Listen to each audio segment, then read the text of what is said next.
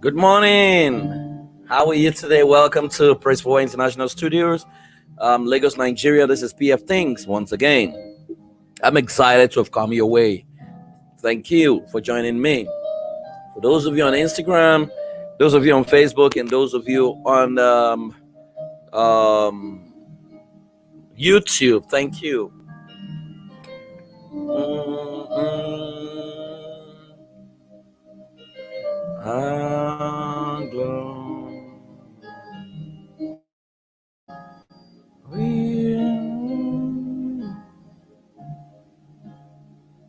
You're listening to the Jazz by Dappy Keys. Amazing guy. I mean, I love the way he plays his keyboard.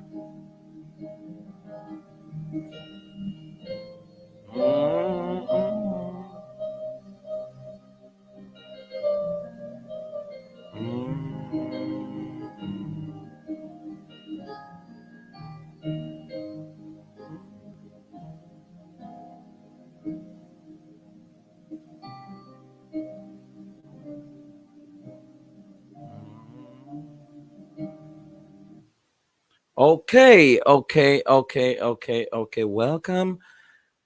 to PF Things. This is episode 88. Okay, good morning, everyone. If you're just joining us, we've been doing this for 88 days. Okay, and so we started a series on the science of parenting, a WHIZKID, and this is like the sixth edition of that. Yesterday we were looking at the template of parenting and Elon Musk, right? And today I'm going to be looking at the Zuckerberg template. How was Mark Zuckerberg raised? Let me tell you this: every time you see a global icon manifesting at a global level, you want to check their foundation and the scripting system that produced them, because it doesn't happen by chance. It's not an happenstance, or you can leave it a chance that someone suddenly become a billionaire, has been on Forbes list, and has become very, very wealthy, right? It's not something that just happens, so you cannot just wish it away and just feel, oh, just lucky. No, you want to check the parenting system that produced him. So today we're going to be looking at the Zuckerberg template. I will start with a quote by Virginia Satir. Virginia Satir says, "What lingers from the parent's individual past, unresolved or incomplete, often become a part of our or is irrational parenting." That when you experience what we call irrational parenting, is often a product of what lingers from your past and that you have not resolved. That a lot of us have a past that we have not resolved, and so you find it in our style of parenting, which could have affected the way we raise children. Now, every global icon was scripted.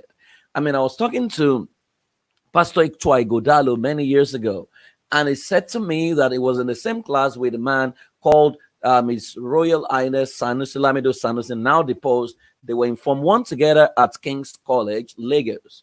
And he said Form 1, they were in class, and the teacher came and asked what would they like to become in the future. He said he would like to become an accountant, and everybody said they would like to become lawyers and engineers. But when they got to Sanusi Lamido Sanusi, he said, "I would like to become the Emir of Kano." He said when the teacher left, he asked him, "Why did you say you would like to become the Emir of Kano? What university will you go? What course will you study to produce that?"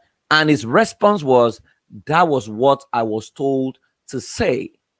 Now, which meant it was a script that was scripted even from Form 1. Now, as a parent, you need to understand that your child is a script that you must script intentionally in the direction of a predetermined target. That for every decadence in our world, for every problem in our world, there's a corresponding solution to every crisis, and that solution is in a child. The problem is that parents have not learned the art of scripting, so they leave it to chance. And when you don't script your child intentionally, other people's script will turn your child into a cast in their script, and that is how children are messed up. Now, you are a system owner.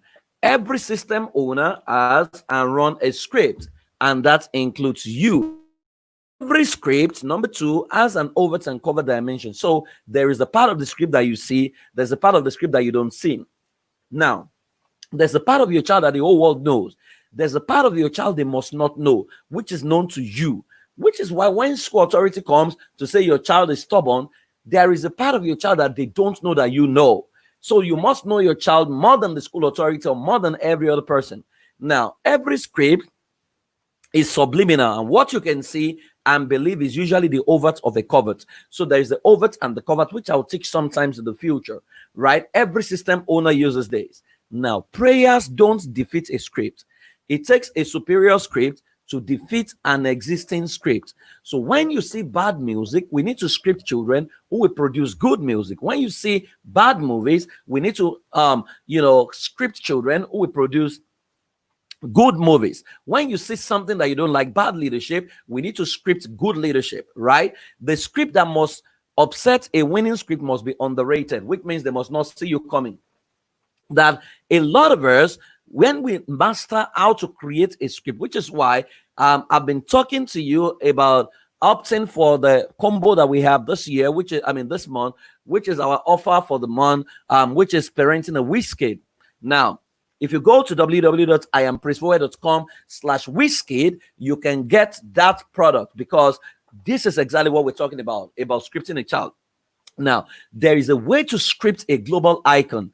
It's a science. It doesn't just happen. You can't leave it a chance. Now, I know many of you will look at me and say, but Nigeria has produced global icons in art and entertainment, not necessarily in science and IT, except for people that the environment abroad has unleashed their potential, right? So you can thrive if you're an arts person in Nigeria. You go to the studio, wax your album, and it can go viral. But when it comes to innovation, when it comes to science, when it comes to creativity, you will need another person's system for your child to unleash his potential. Now, every script has a long-term, medium-term, and short-term dimension. And lastly, if you don't script your child intentionally, your child will become a cast in other people's script. I'll say that again. If you don't script your child intentionally, it will become a cast in other people's script. Many people who have become global icons, maybe even in arts in Nigeria and Africa, it wasn't as if their parents intentionally scripted them, except for a few, right? Tiger Woods' father scripted him to become a golf champion. Serena Williams' father scripted himself and a sister to become lawn tennis champion. There was a procedure to it, there's a science to it that is replicable. Now, how do you script a child who changed the course of our world forever with a social networking site called Facebook? How do you handle a child who drops out of the prestigious Harvard University to pursue the future? Now, I see a lot of Nigerian kids saying they want to drop out of school, they want to drop out of uni. Lauren, Mark Zuckerberg did not drop out of Unilag. Mark Zuckerberg dropped out of Harvard. What it takes to be admitted into Harvard already means that your intelligence is above the norm, right? So don't go and drop out of the University of WHIZKID because you may suffer, right? So you need to understand that he had gotten to the highest level before he dropped out. Now, what parenting foundation engineered this young man with insatiable appetite for breaking new grounds? And what does it take to raise an 89 billion US dollar man, right? That is what I'm going to be sharing with you. That's a return over time. Now, born Mark Elliott Zuckerberg on May 14, 1984, is an American media magnate, internet entrepreneur, and philanthropist. His parents are Karen Neil Kempner, a psychiatrist, and Edward Zuckerberg, a dentist. His dad is a doctor, a dentist, right? Zuckerberg was raised in a Reformed Jewish household, which means that Zuckerberg has a Jewish background. Now, if you understand the Jewish system, you will know that they are very, very intentional with parenting. It's actually a 13-year curriculum or 14-year, which terminates at the Beth Mitzvah festival, right? At Ashley High School, Zuckerberg excelled in classes. After 2 years, he transferred to private school, Phillips Exeter Academy, where he won prizes in mathematics, astronomy, physics, and classical studies. Now, Let me help you understand this. American public school is good enough. But for you to leave public school to go and attend private school, it means your parents are a bit well to do, right? Or they understand the value of education. So that is part of it. His parents must have discovered something that made them to take him to a private school. Now, Mark Zuckerberg began using computer and writing software in middle school. His father taught him Atari basic programming in the 1990s and later hired software developer David Newman to tutor him privately. Now, what did his father see that made him teach his son programming? And when his father's knowledge became limited, he hired a software developer, David Newman. Now you hire a lesson teacher for your children. This man's father, this boy's father, hired a software developer to tutor his son privately. Question is, how much did he pay to have him tutored in programming? And how much are you paying? Many of you are paying your lesson teacher to come and teach your child what the school should have taught the child, right?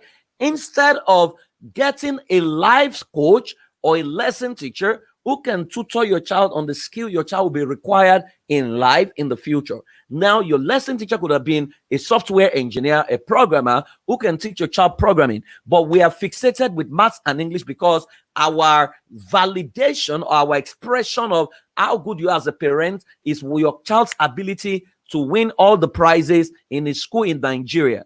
Question is, what is the caliber of people that your child is competing with?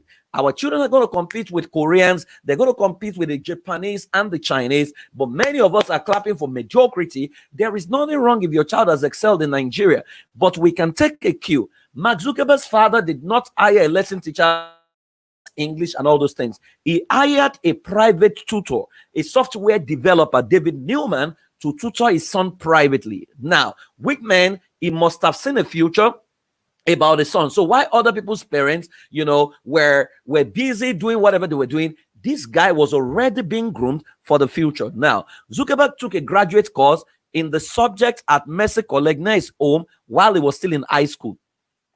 Did you hear that? He took a graduate course.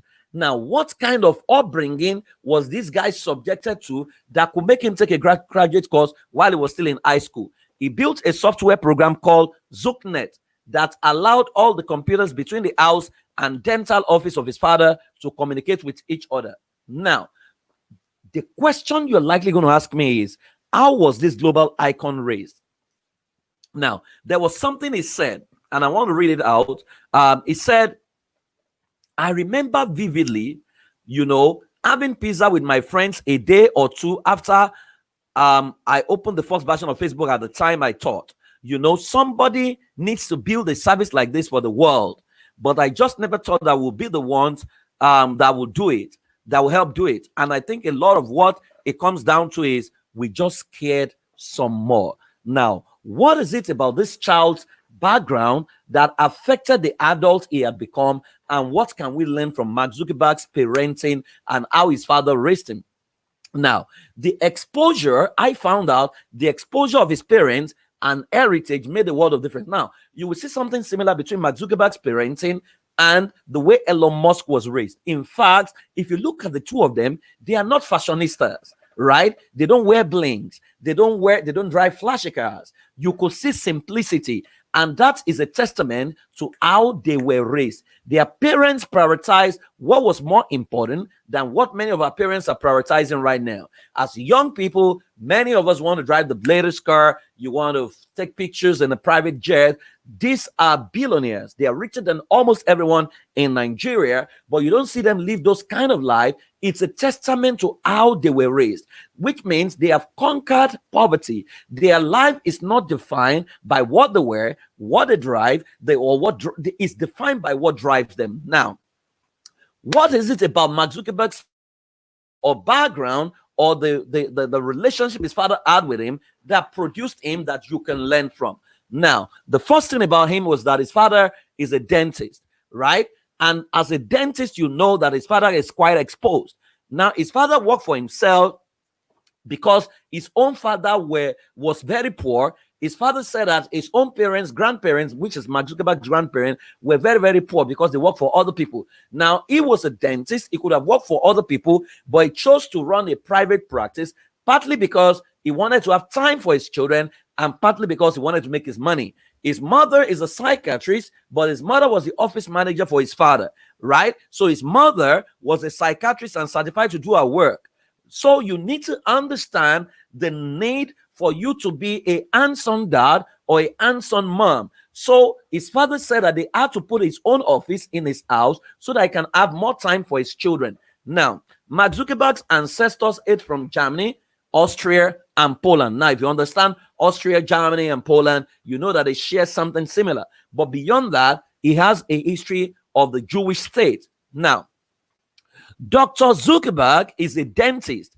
Even till now, he runs his private practice out of the Zuckerberg family home at number 2 Roosevelt Place in Dobbs Ferry, New York.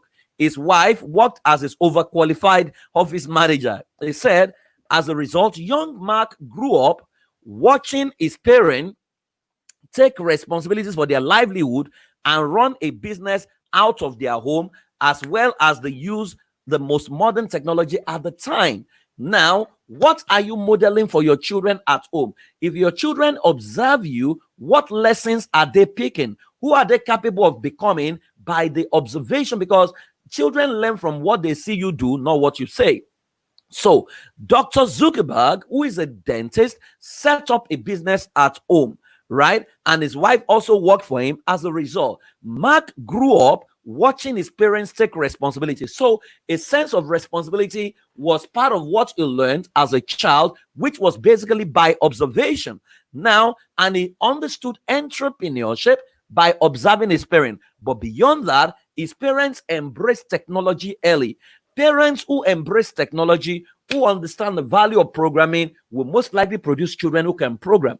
Parents who don't have value for that will produce religious children, right? If the most important value you have is religion, you will move your children in the direction of choir, in the direction of drum set, in the direction of usher, in the direction of being a dancer, not in the direction of science, because you do not value science. His parents valued science and they valued entrepreneurship, and they modeled this life to him. Now, his father said, my kids all grew up around the office and were all exposed to computers. Dr. Zuckerberg said, there are advantages to being exposed to computers early on. That certainly enriched Mark's interest in technology. So Mark's interest in technology was actually planted by his father, who hired a private tutor to teach him programming. But beyond that, his father bought gadgets into his house, into his own private office, that sparked the boy's interest, which was why the first social networking site Mark Zuckerberg created was actually created at home to get the computers in his father's house and in their house and the father's office to communicate, because the office was in the house. Now, what are you modeling to your children? Do your children know exactly what you do? Do they know how you work? Do they see you do the work? Which is why you may have your office outside of the home, but you also need to create an office within the house. One of the things my children learned early was to read, because we have a library that is very huge in the house. So myself and my wife will read, and my children started reading early. As a matter of fact, you have to literally force my daughter to go to bed, because she always has a book that she's reading, and the same thing for my son. Now, I was talking to my son 3 days ago, and I saw he was about to sleep, and I said, what are you doing? He said that I can't sleep here because I've not finished reading this book. Now, if your children see you in front of phone, they will embrace phone. They may not embrace reading. So when I see parents who tell me my son does not want to read, he doesn't want to read, not want to read, the question I ask is, do you read? If you are a reading parent, your children will embrace reading. Children learn. Children are very malleable. So Mark Zuckerberg's foundation and interest in software development was sparked up by his father, who created the ideal environment for his son's potential to thrive. Now, so as a parent, your exposure level, so you can see the pattern. Elon Musk's parents were very exposed. His father was a pilot. His mother was a runway model. Now, this is Mark Zuckerberg. Mark Zuckerberg's father is a dentist, his mother is a psychiatrist. So it means their professional exposure aided, their ability to handle their children. Mark's father said he does not believe in beating a child. And that was very, very significant to the confidence level that Mark Zuckerberg developed. Now, he gave 7 tips of raising an exceptional kid. These were tips from Dr. Edward Zuckerberg, who was Mark Zuckerberg's father. Number 1, show your kids responsibility by modeling working for yourself.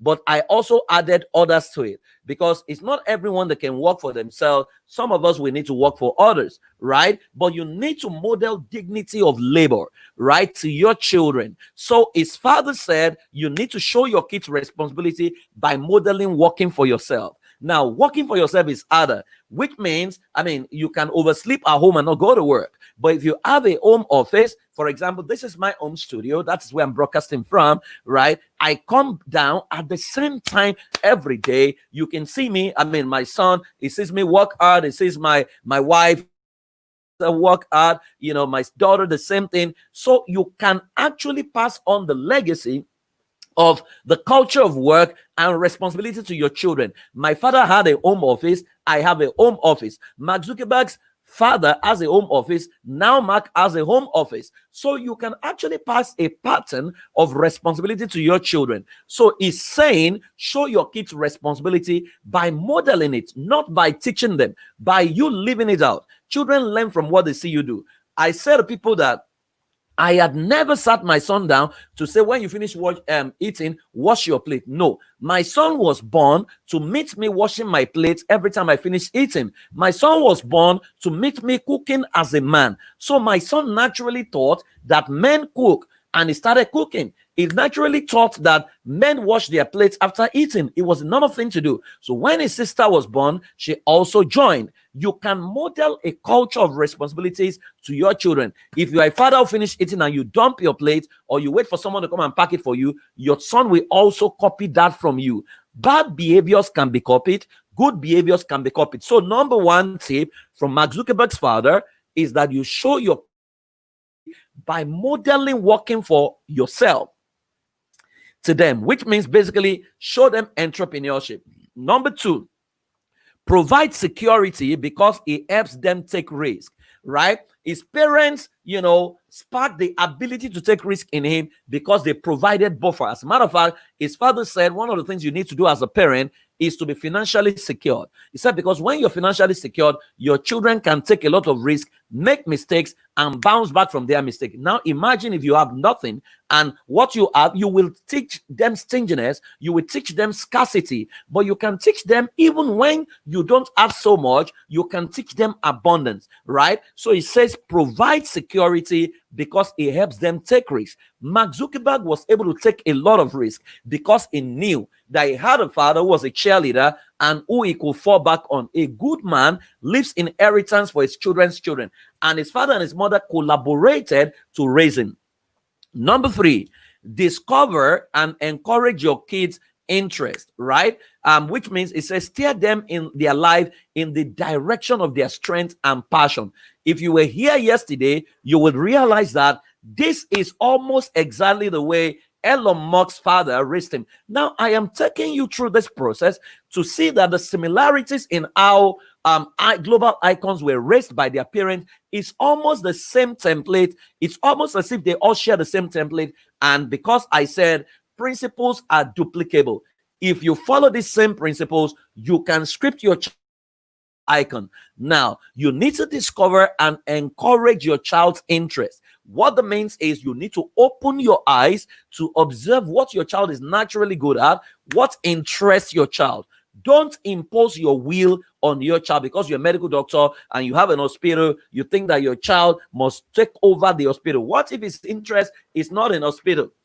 You're a lawyer and you think you must be a family of lawyer. What if your child just wants to do music? What if he wants to do IT? He says steer their life in the direction of their strengths and passion. The moment his father realized that he had aptitude for math, astronomy, and physics, what did he do? He began to teach him programming by himself Then when he became stuck, he hired a programmer to come and teach him, a tutor, right, who is a celebrated programmer, and paid him to come and teach his son. Now, if you observe something exceptional about your child, please get him a tutor and pay that tutor. Steer your children in the direction of their strengths and let them do what they're passionate about. Don't impose your will on them as a parent. Number 4, tell them you are proud of them. There is no day on this planet that I don't tell my son and my daughter how proud I am of them. It gives them a lot of confidence. Your children must not associate pain to the words that come from your mouth, and they must not associate pain to your end. If what comes out of your mouth are words that demean their self-esteem, words that kill them, then you're going to kill your child. Your child has done what is wrong, and you look at him, you call him stupid, you call him fool, you are destroying his self-esteem. Or you look at your child and you say, you are very stupid, you are going to kill your child. Or you use your hand to slap your child, in the name of your anger, or you're trying to reset his brain. When I see what we joke about on social media, you say, our parents, they have a way of resetting our brain. So we joke about all those things. No wonder we are battling with low self-esteem. No wonder we're battling with insecurity, because we were not shown love. No wonder a lot of our men cannot externalize love, externalize emotions, because it was physical punishment that was used to train them. Tell your children you are proud of them. Tell your children every day that you are proud of them. No matter what happens, tell them you'll be there for them. You need to be in their corner, and you need to rent a space in their brain. Number 5, his father said, set limits and enforce them. He said he never beats children. And that aligns with exactly what I believe. That every time your children go out of boundary, it must be an opportunity to remind them of who they are. This is how I explain it. Your child is the plant. His bad behavior is the weed. You need to embrace your child and reject the bad behavior. Now, if you have a weed is an unwanted plant. What do you do to the weed? You uproot it, but you don't uproot the weed anyhow, because if you uproot the weed anyhow, you can uproot the plant with the weed. So you need to carefully uproot the weed so that it doesn't affect the plant. Many of you have been attacking the plant instead of attacking the weed. Your child's bad behavior is not who your child is. Don't equate your child to his behavior, and don't let his bad behavior define him. If my son does something I don't like, the first question I ask him is, David, who are you? And he will respond to me and say, Dad, I'm a king. I say, so do kings do what you have done? He will say, no. So why did you do it? I want to get into his heart, right? To spark his conscience, to begin to serve as a guard consistently with him, even when I am not there. So he says, set limits and enforce them. So don't become a parent who has now become a child to his children, wherein your child has now become the parents and become an object of worship. I mean, that's another extreme, right? So you need to set boundaries, set limits. And if you are dealing with Generation Z, you need to agree on those limits, and you need to agree on the disciplinary measure when it is violated. So it never beats. So for all of you who flex muscle, I will beat my child, I'll beat my child, spare the rod and spoil the child. This is another child. We talked about Elon Musk yesterday. His mother never beats him. Now here is Mark Zuckerberg. His father says, I never beat my son. So if you think beating is what it takes to raise global icon, we've looked at 2 of the richest men in the world, 2 of the most brilliant minds in the world, 2 of the most intelligent innovators in history of the world. Their parents say they don't beat them. Now, what is the opportunity cost of beating your children? You are being beaten. Who have you become? You have not become Mark Zuckerberg or Elon Musk. You're already beating your children. Your child may likely become like you, right? So set limits and enforce them. There are better ways to correct a child outside of beating. Number 6, it says balance is key. Balance work with play, right? It says balance is key. So a lot of parents, they take away the play of their children in the name of be serious, be serious. No. Children needs to play, but play while you play, work while you work, right? So it says all work and no play make Jacks a dull boy or something like that. That's something we used to be told, right? Some children learn in the midst of play. If you notice that your child is play, you need to find his education within the structure and the ambit of play. So balance is key. Don't tilt to another extreme where you just get them to work and work and work, which is why I worry when I see a school that does not have a football field. When I see a school that doesn't have any sporting facility, I worry, because the children from that school are never going to be balanced. Social life is part of your life. Yes, spiritual life, intellectual life, everything must be balanced. Relational life is part of your life, and you cannot grow one at the expense of the other. Data has shown us now that people who grow their spirituality and they don't grow their social life, they usually battle with depression and burnout at certain points in their life. Life is about balance, so you need to ensure that your children are balanced. Let them develop social skills, let them develop emotional intelligence skills, but let them develop their intellectual capacity as well. So you need to strike that balance. And number 7, he said, don't grow old too fast. If you see Mark Zuckerberg's dad, he looks like a trendy man. If you see Elon Musk's mom, she looks like a woman, that is still on the runway. In fact, she's still a model till now. So there is something similar about these people, about how they raise their children. The same template Elon Musk's parents used, even though the downside to him was that his father and his mother were divorced. But Mark Zuckerberg's parents, Edward and the mother, are still together, right? And you can see the way the father will dress. It looks trendy. So he says, don't grow old too fast. Don't become mama, because children talk to their best friend. They don't talk to old people. So you need to be their friend at the same time they are parents, so that they can talk to you, right? Don't grow too fast. Don't grow pot belly, and don't grow overly over bloated that your child cannot find a friend in you. But above all, you need to create an enabling environment where the potential of your child can find expression. Elon Musk's parents created that environment. Mark Zuckerberg's parents have created the same environment. So you can see Mark has taken his father's life to another level. Maybe his own daughter or his own children will take it in top-notch higher, right? These are principles you can apply to transform your life. Here are some quotes from from Mark Zuckerberg, sorry. When he was asked, Mark, why do you wear the same clothes all the time? Because it's almost as if he wears the same shirts all the time. Here was what he said. He said, I really want to clear my life so that I have to make as few decisions as possible about anything except how to serve this community. I am in this really lucky position where I get to wake up every day and help serve more than 1 billion people.